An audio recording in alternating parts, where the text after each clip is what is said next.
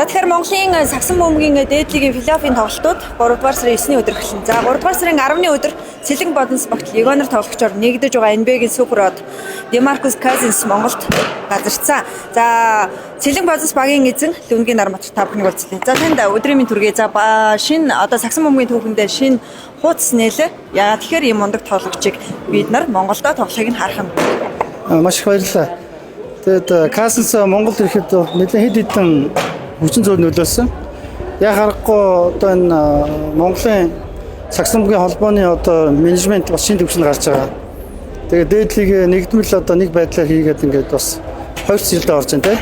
Гуутгч байна уу? За ийм байна. Тэгээд энэ юу гэж нэхэр ингээд нөгөө Казинс ирэх шалтгаан гол нь манай лиг манай Монголын сагсан бөмбөгийн нэр хүнд Аз төвдөө бол их сайн байна л гэсэн үг. Тий. Энэ суур нөхцөл нь бүрдсэн учраас хилцэл хийхэд амжилттай болоход гол нөлөөсөн үсэн зүйл нь би бол тэгж л харж байгаа. Демаркус Казинс багийн зүгээс дээл бэлгэлсэн үү? Тэгээд мэдээж тэр өндөр тоглогчид нэлээд их одоо материал шаардлагданаа. Тий, нэг өсгөн аваргын дээл таарах юм байна гэж ер нь баримжаалж хийсэн. Гэхдээ өсгөн аваргын дээлч бараг багтахаар юм билээ. Тэгээд жоохон уртыг нь бол нэмсэн.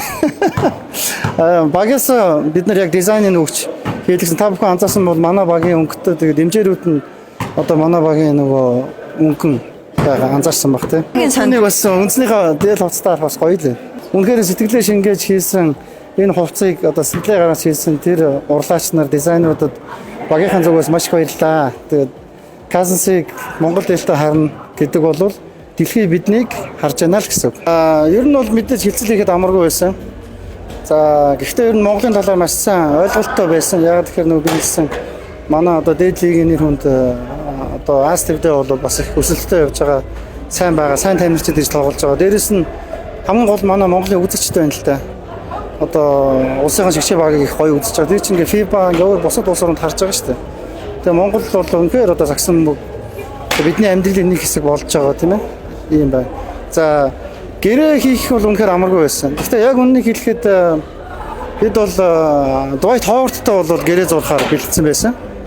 Тэгээ Ховард бол гэрээ зурхад бэлэн болоод яг зурдгийн даваан дээр манай head coach одоо Андрю гэдэг одоо Демаркус Казинсын одоо менежертэй холбогдож чадсан. Тэгээд хилцэл хийсэн. Энэ бол ингээд амжилттай болсон. Тэгээд бид бол их баяртай байгаа. Одоо NBA-гийн 4 удаагийн All Star Game-ийн одоо сонгогдож ирсэн Олимпийн авраг ийм хүн одоо Монгол иш тоглож байгаа нь өөрөө Монгол сагсан бөмбөгөөр одоо дэлхийд таниулахад бас нэлээд том үүрэг рөл гүйцэтгэх болов гэж би бодож байгаа.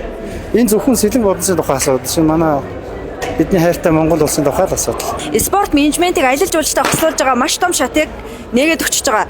За Демаркусын дараа Монголыг таньсан аялагч жуулчид замун дараагийн NBA-гийн одууд бас ирэх боломж нээгдэж байна. Тэгээд мэдээж яг плей-оффын тоглолтод Демаркус Казинс тоглох эсрэг багийнханд бас нэлээд өрсөлдөөнийг олгох байх. Энэ бол дамжиггүй бас тоглолтууд нэлээд сонирхолтой галгарсан болох байхаа. Хүлээлт өндөртэй байгаа. За яг Казинс бол бид нэр хэлсэн.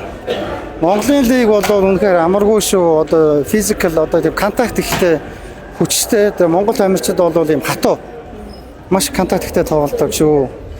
Тэгэхээр одоо бол тэр зүйлд бэлэн байгаараа л гэсэн. Тэ.